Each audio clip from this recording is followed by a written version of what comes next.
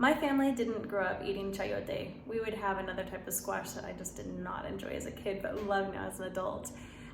When we were living in Virginia, we had some really good friends, the Garcia family, and they introduced me to chayote, and they would steam it and put lime on it and salt, and it was just really, really good. Ever since then, I've always been on the lookout for it. I found it in grocery stores in Oman and awesome here too. They call it Chow Chow in India, as far as I understand, and it's really, really great made this way.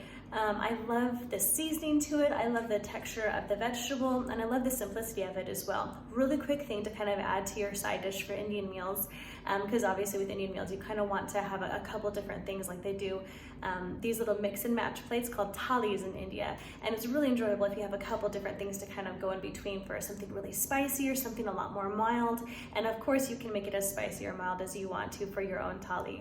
Enjoy. These are our chayote. We're going to peel them first and then dice them up. Inside are these little seeds. You might be able to leave them in, but I like the texture better without them. So we're going to remove them.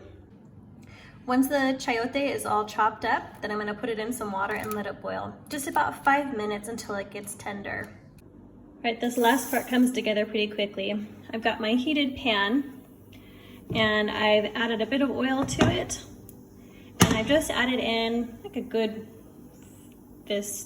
finger scoop of just some black mustard seed, and it ought to be hot enough for it to start popping a little bit. You want to give it a little bit of a cooked taste so it isn't so raw tasting. This shouldn't take very long. It looks like my pan isn't quite hot enough, but I'm not too concerned about it. It's still sizzling and it's going to give it a decent enough taste. All right, you can see my little black mustard seeds are popping, so it's good and hot. I'm going to add in my desiccated coconut. This is about 1/3 to 1/2 cup of desiccated coconut, and we're just toasting it lightly to get some flavor into it and to make sure it doesn't taste too raw. We got really lucky and got to have this grated in front of us by our wonderful helper Joyce, and we got to make some coconut milk with it before, so not wasting one little bit of it. Pretty cool. All right, lastly we're going to add in about 1/2 teaspoon, 1/4 teaspoon, 1/2 teaspoon of some turmeric powder.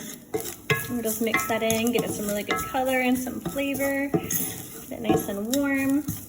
All right, and we're gonna let this kind of sit for just a little bit until I feel like it's got a good smell, maybe like 2 minutes.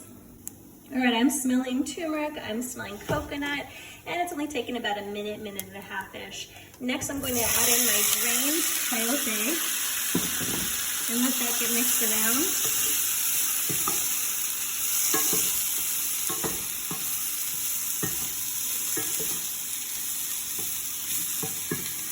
All right, and preferably you would salt the water from your your chow chow, but you can also salt it here if you find that it wasn't quite salty enough.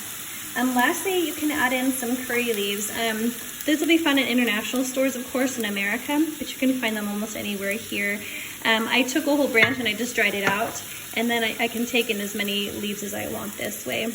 You could say that's about 10 to 20 leaves in there. You want it to have a curry leaf taste to it. It kind of makes the meal, in my opinion. All right, then we'll just stir up. And we're basically done. We love to eat this alongside chana masala, and so you'll see us eating this together often. It's a great quick meal and really delicious.